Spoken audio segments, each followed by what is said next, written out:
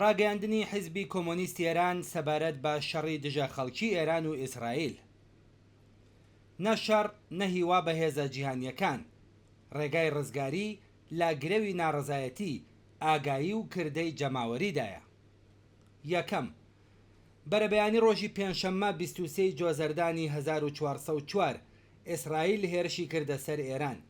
لەم هێرشەدا دامەزراوە ناوەکیەکان، پایەگاکانی سپای پاسداران، بەرگری ئاسمانی، پایگاکانی هێزی ئاسمانی و ناوەندەکانی بەرهەمهێنانی چەکوچۆڵی ڕژیمی ئیسلامی کرانە ئامانج و زیانێکی گەورەیان پێگەیشتووە. ئەم هێرشانە هێشتا بەردەوامن. هاوکات ژمارەیەک لە بەرپرسە جینایەتکارەکانی سپای پاسداران کوژراون. کەمتر لە 12 کاتژمێر دوای هێرشەکانی ئیسرائیل، ڕژیمی ئیسلامی بە ناردنی نزیکەی 150 موشکی دوورهاوێش هێرشی کردە سەر ئیسرائیل. راپۆرتە سەرەکیەکان باس لەوە دەکەن کە هەندێکیان لەو موشەکانە لە ناوچەکانی نیشتەجێبوونی تەلاڤیڤ کەوتونەتە خوارەوە و زەرەر و زیانی گیانی لێکەوتوێتەوە. دووهەم، ئەم ئۆپراسیۆنە کە بە هێرشی ئیسرائیل بۆ سەر ئێران دەستی پێکرد، ڕوبەڕووبوونەوەی سەربازی دوو دەوڵەتی فاشیستی ئاینی ئێران و ئیسرائیلە. ئەم ڕوبەڕووبوونەوەیە لە هەردوو لاوە دژ بە خەڵکە. ڕژیمی ئیسلامی ڕژیمێکی گەندەڵ، دژ بە کرێکار، دژ بە ژن و پێشێلکاری سەرەتاییترین ئازادی و مافەکانی مرۆڤە کە بە درێژایی 46 ساڵی ڕابردوو بە پشتبەستن بە سەرکوت، زیندان، ئەشکەنجە و سەزای لە سێدارەدان درێژەی بەدەسەڵاتی خۆی داوە. ئەم ڕژیمە بە گەمەیەکی ناوەکی بێسەمەر و دروشمی لە ناوبردنی ئیسرائیل دەرفەتیدا بە دەوڵەتی ئیسرائیل کە ئاوا هاوسار پچراوانە هێرش بکاتە سەر ئێران. لایەکی تری ئەم ململانەیە بریتیە لە ڕژیمی جەنایەتکاری ئیسرائیل کە بەهێز و کوشتار ملیۆنان فەلەستینی ئاوارە و باریکەی غەزە و کەناری ڕۆژاوای کردووە بە دۆزەخ بۆ دانیشتوانەکەی. ئەم ڕژیمە کە بێنیامین نەتانیاهۆ سەرۆکوەزیرانەکەی لەلایەن دادگای نێودەوڵەتی لاهەوە بە تۆمەتی تاوان دژ بە مرۆڤایەتی حکمی بەدواداچوونی بۆ دەرچووە، تاوانکار، شەڕخواز و مرۆڤکوژە. سێهەم، بەردەوامی ئەم شەڕە ماڵوێرانکەرە جگە لە قوربانیبوونی خەڵکی بێتاوان و وێرانبوونی ژێرخانی ئابووری ئێران ڕێگە بۆ گۆڕینی دەسەڵات لەسەرەوەی خەڵکو و پێکهاتنی ئالتەرناتیڤێکی دڵخوازی دەوڵەتی ئەمریکا خۆش دەکات. شەڕ و ئالۆزی ئەو دەرفەتە دەدات بە ڕژیمی ئیسلامی کە بە توندوتیژیەکی هەرچی زیاتر سەرکوتی خەبات و ناڕزایەتی ژنان، کرێکاران، نەتەوەستەم لێکراوەکان، ئازادی خوازان و مافخوازان درێژە پێ بدات. بەردەوامی ئەم شەڕە لەلایەن دەوڵەتی جەنایەتکاری ئیسرائیلەوە نە ئازادی خوازانەیە، نە بە پێچەوانی پروپاگەندەی هەندێک لە ڕەوتە نیمچە فاشێستەکانی ئۆپۆزیسیۆن لە بەرژەوەندی ڕزگاری خەڵکی ئێراندایە و نە لە پێناو مافی مرۆڤ و دموکراسیدایە. کرۆکی ئەم ڕوبەڕووبوونەوانە بریتیە لە شەڕ و ململانەی دوو بلۆکی دژبەری یەک بۆ بەدەستهێنانی هەژمونی ناوچەیی کە هەردوو لایەن لەو پێناوەدا ئامادەن دەست بدەنە جینۆساید و تاوانی دژ بە مرۆڤایەتی.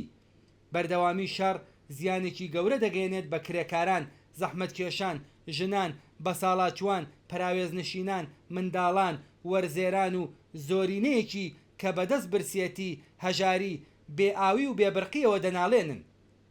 ژێرخانەکان وێران دەکات و ئەو کارەساتە ژینگەیەی ئێستا کارەساتبارتر دەکات. چوارەم، بەڵام ئەم یاریە بەبێ ڕۆڵی یاریزانێکی سێهەم نییە. ڕۆڵی دەوڵەتی ئامریکا لەم هاوکێشەیەدا هەمان ڕۆڵی هەمیشەییە لە ڕۆژهەڵاتی ناوەڕاست، واتە پاراستنی هاوسەنگی ناپایەدار لە نێوان هێزە کۆنەپەرستەکان بۆ ڕێگریکردن لە بەهێزبوونی هێزە جەماوەریەکان. ئامریکا بە پشتگیری لە ئیسرائیل و نیشاندانی گڵۆپی سەوزی سیاسی بۆ هێرشکردنە سەر ئێران ڕێک هەروەک چۆن لە بەرامبەر پرۆژە سەرکوتگەریە ناوخۆییەکانی ڕژیمی ئیسلامیشدا بە پێی بەرژەوەندیەکانی خۆی بێدەنگ بووە لە حاندیدا چاوی نوقاندووە. لە ڕاستیدا دەوڵەتی ئامریکا و ڕژیمی ئیسلامی سەرەڕای ناکۆکی ڕەواڵەتیەکانیان لە یەک شتدا هاوبەشن کە بریتیە لە پاراستنی ئەو پێک هاتە ئابووریانەی ئێستا، کنترۆلی سیاسی لەسەرەوە و سەرکوتی هەر چەشنە ئالتەرناتیڤێکی جەماوەری. پێنجەم، بەردەوامی شەڕی ڕژیمی داگیرکەر و تاوانکاری ئیسرائیل لەگەڵ دەسەڵاتی دژە ئینسانی ئیسلامی بزاڤە کۆمەڵایەتیەکان پەراوێز دەخات و بۆ خەڵکی ئێران زۆر گران تەواو دەبێت. ڕێگایەکی سێهەم کە ئێمە بەرگری لێ دەکەین و گەلێک کەم هەزینەتر لە شەڕ و دەرەنجامەکانیشی خەڵک خۆیان دیاری دەکەن، بریتیە لە خەبات و ڕێخستن لە پێناو ڕووخاندنی شۆڕژگێرانی ڕژیمی ئیسلامیدا. لە بارودۆخی ئێستەدا کە دەسەڵاتی ئیسلامی لاواز بووە و ئامرازەکانی شەڕی خۆی بۆ وێرانیەکی هەرچی زیاتر ئامادە دەکات ڕووخاندنی ئەم ڕژیمە کۆنە پەرست و دژە خەڵکە ڕێگر دەبێت لە دەرەنجامە وێرانکەرەکانی شەڕی کۆرەپەنەسانەی نێوان ئیسرائیل و ڕژیمی ئیسلامی واتە شەڕ ماڵوێرانی برسیەتی ئاوارەبوون و قاتوقڕی. ئێمە وێڕای دژایەتی ڕاشکاوانە لەگەڵ ئەم شەڕە دژە خەڵکیە لە هەردوو لاوە بڕوامان وایە کە لەم بارودۆخە هەستیارەی ئێستەدا ڕێکخراوبوونی هەرچی زیاتری بزوتنەوە پێشڕە و پێشکەوتن خوازە کۆمەڵایەتیەکان یەکگرتووی زیاتری دامەزراوە سەر بۆ خۆکانی خەڵک پاراستنی بەهێزتری دەستکەوتەکانی بزوتنەوەی شۆڕژگەڕانەی جەماوەر ناڕزایەتی دژ بە داگیرکاری دەرەکی و سەرکوتی ناوخۆیی و هەروەها هەوڵدان بۆ دەروستکردنی ستافێکی سیاسی بزوتنەوەی جەماوەری ئەرکێکی بێپسانەوە و بەردەوامی سەرجەم هەڵسوڕاوانی پیشەیی مەدەنی کۆمەڵایەتی و سیاسیە. شەشەم، هیچ هێزێکی دەرەکی هیچ لایەنێکی ناوخۆیی و هیچ ڕێکەوتنێکی سیاسی لەسەرەوە توانای ڕزگارکردنی خەڵکی نییە. تەنها هێزێک کە دەتوانێت ئێمە لە درێژەی ستەم و سەرەڕۆیی گەمارۆکان هێرش و قەیران ڕزگار بکات بریتە لە جەماوەری خەباتکاری ئێران. پێویستە جەماوەری خەڵک لە پێگەی چاودێرەوە بگەڕێتەوە بۆ پێگەی ئەکتەرێکی چالاک نەک لە داهاتوێکی نادیاردا بەڵکو هەر ئەمڕۆ و لە جەرگەی ئەم گۆڕانکاریانەدا. ئەوەی کە دیاری دەکات ئاستی ئامادەکاری و هێزی خەبات و تێکۆشانی جەماوەری ئێمەیە نەشەڕ نەهیوا بە هێزە جیهانیەکان. ڕێگەی ڕزگاری تەنها لە گرێوی ناڕزایەتی ئاگایی و کردەی جەماوەریدایە. بڕوخێت ڕژیمی کۆماری ئیسلامی بژی شۆڕشی کۆمەڵانی خەڵکی ئێران بژی ئازادی بژی سۆسیالیزم.